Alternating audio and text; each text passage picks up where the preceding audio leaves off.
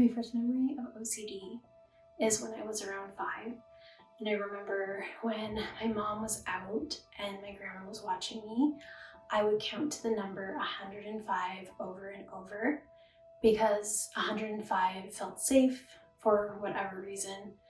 And I felt like if I did that, that would mean that my mom would be safe and that she wouldn't die. When OCD started to really impact my life, it was when I was experiencing hit and run OCD. Before I told anybody about my hit and run OCD, I dealt with it alone in secret. I felt incredible shame and embarrassment to tell anybody what I was going through. I was worried that people would think that I was actually running people over. I was worried that they would call the police and that I would end up in jail for something that I didn't do. Anytime I drove, I felt so afraid of getting triggered. And I did get triggered. I got triggered a lot. Knowing that on a logical level, I didn't actually hit somebody, but doubting that and not being able to explain it and feeling like I needed to just keep thinking about it over and over and over to try to finally figure it out was torture. It was consuming. It was something that I looked for relief from, and I didn't really find much of it.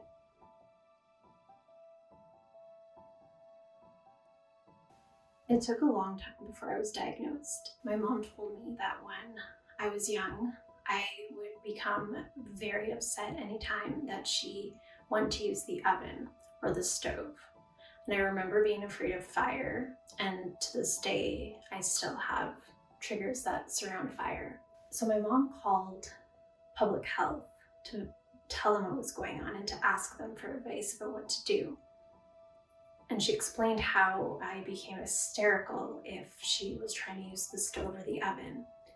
And their response to her was, make sandwiches.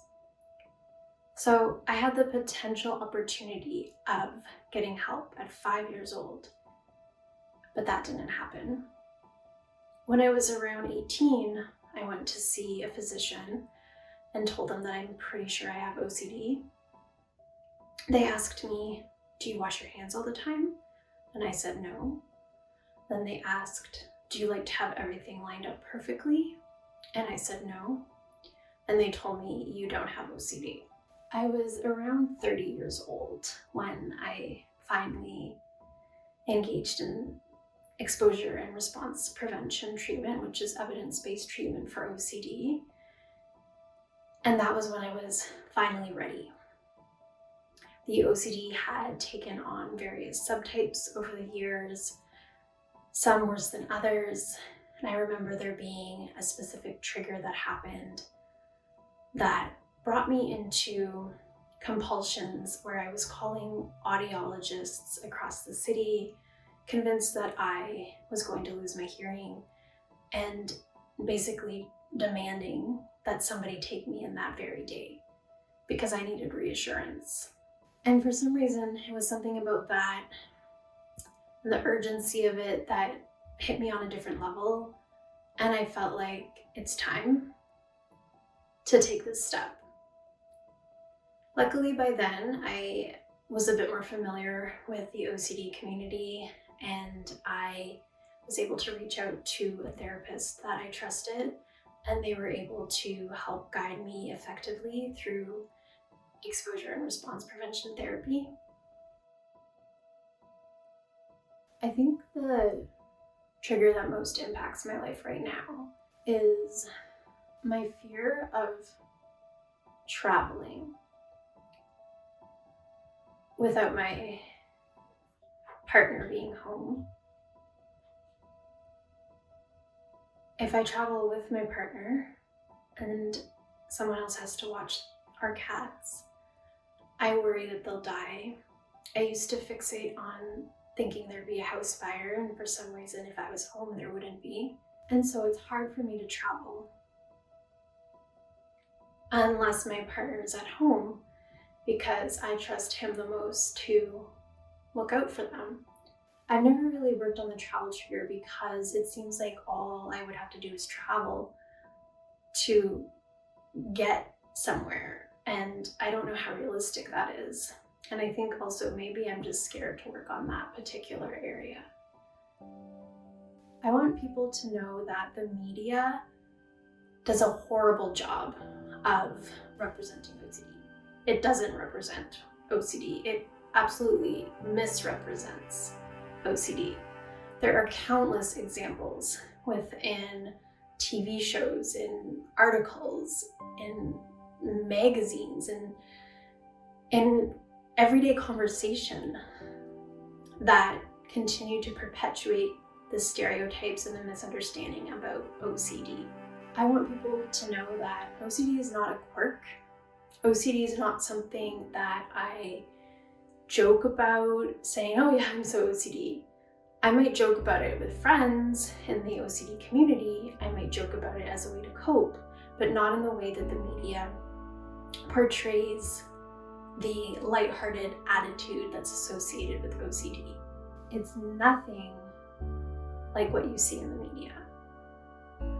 OCD is devastating, OCD is depressing, OCD is consuming, OCD is hurtful, OCD can make you feel hopeless.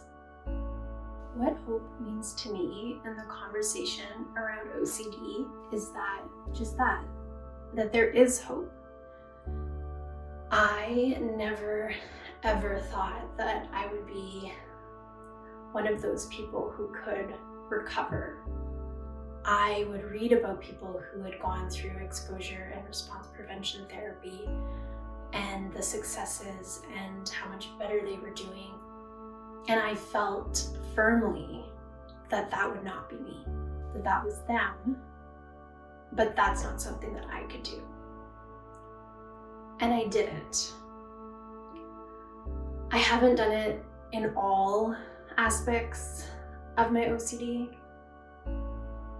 but just saying this right now and reminding myself that there have been times in the past where I truly did not think that there was hope for me and that I've proven myself wrong, that does help me to hold on some hope for the parts of my OCD that I have yet to tackle.